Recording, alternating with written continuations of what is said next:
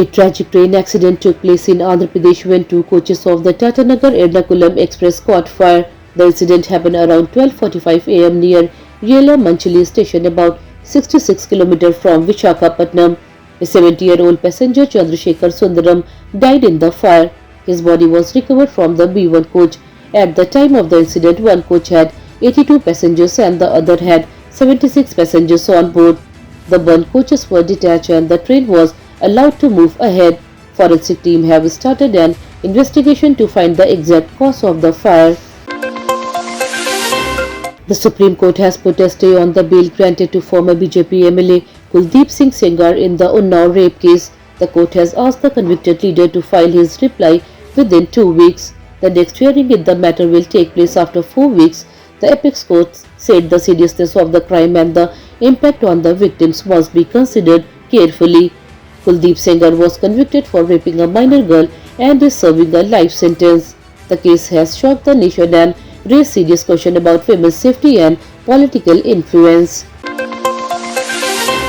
Leader of opposition Rahul Gandhi raised an objection to senior Congress leader Digvijay Singh over his recent comment related to RSS and BJP. The moment occurred during the Congress Foundation Day program at the party headquarters in Delhi. In a light-hearted tone, Rahul Gandhi said Digvijay Singh had made a mistake with his statement. The remarks led to laughter among leaders present, including Sonia Gandhi. The issue is linked to a social media post by Digvijay Singh where he appeared to praise the organizational structure of RSS and BJP. The comment sparked internal discussion within the Congress party. The Supreme Court has passed an important order in the Aravali Hills protection case. The court said that the recommendations given by the expert committee, along with the observations made by the Supreme Court on those recommendations, will remain stayed for now. This means the suggestion will not be implemented at present. The court clarified that the stay will continue until further hearings in the matter. The case is related to environmental protection, mining and construction activities in the Aravali region. The next hearing date will be decided later and all parties have been asked to maintain the current situation. In a major political development in Maharashtra, Deputy Chief Minister Ajit Pawar announced an alliance between NCP and SCP Sharad Chandra Pawar for the Pimpri-Chinchwad Municipal Corporation elections. Ajit Pawar said both factions will contest the election together, symbolized by the clock and tutari. He added that the decision was taken in the interest of development and public welfare. Seat sharing talks have been completed and details will be announced soon. This is the first major political reunion since the Nationalist Congress Party split into two groups in July 2023. A major train accident occurred in Mexico's Oaxaca state where a passenger train derailed and overturned. The tragic incident led to the death of at least 13 people while 98 others were injured. The accident happened on a curved track between Shivvela and Nisanda. Around 250 passengers were traveling on the train at that time. The railway route connects the Gulf of Mexico with the Pacific Ocean and is considered important.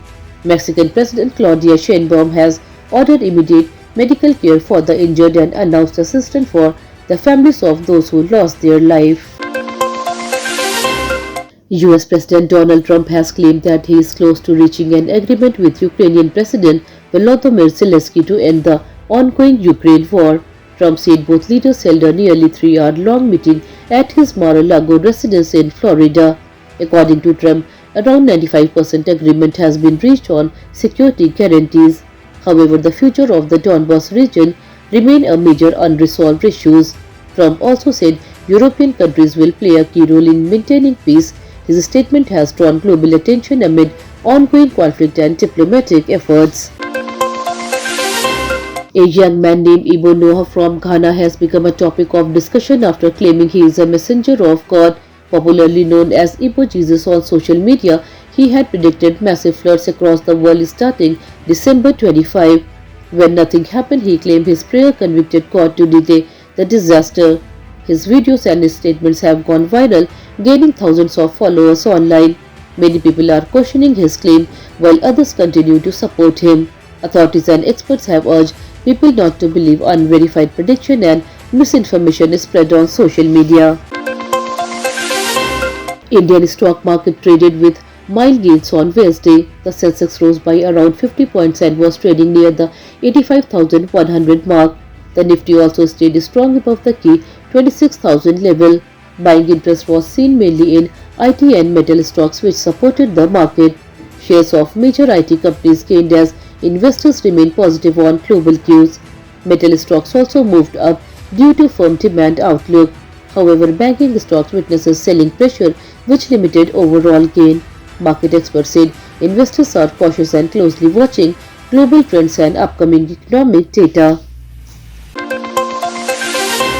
India women defeated Sri Lanka women by 30 runs to win the fourth T20 match. Openers Shefali Verma and Smriti Mandhana played brilliant innings and shared a record partnership of 162 runs. Their strong batting helped India post a big total. Sri Lanka tried to chase the target but failed against India's disciplined bowling attack. With this win, India women took an unassailable 4-0 lead in the T20 series. The team showed excellent form and confidence ahead of upcoming international matches. Severe cold conditions continue across parts of North India on Wednesday. In Madhya Pradesh and Jharkhand, minimum temperatures dropped sharply to around 2.5 degrees Celsius, causing chilly mornings and night. In Uttar Pradesh, the cold wave forced the state government to close schools up to class 12th till July 1st to ensure student safety. Meanwhile, Delhi faced dense fog during early morning hours. Visibility at the airport fell to nearly 50 meters, affecting flights operation and causing delays. Weather officials advise people to avoid early morning travel, stay warm and follow safety guidelines as cold and foggy conditions are expected to continue. That's all for today's bulletin. We'll be back with more updates next time. Until then, this is Tamanna Rizvi signing off. Have a good day.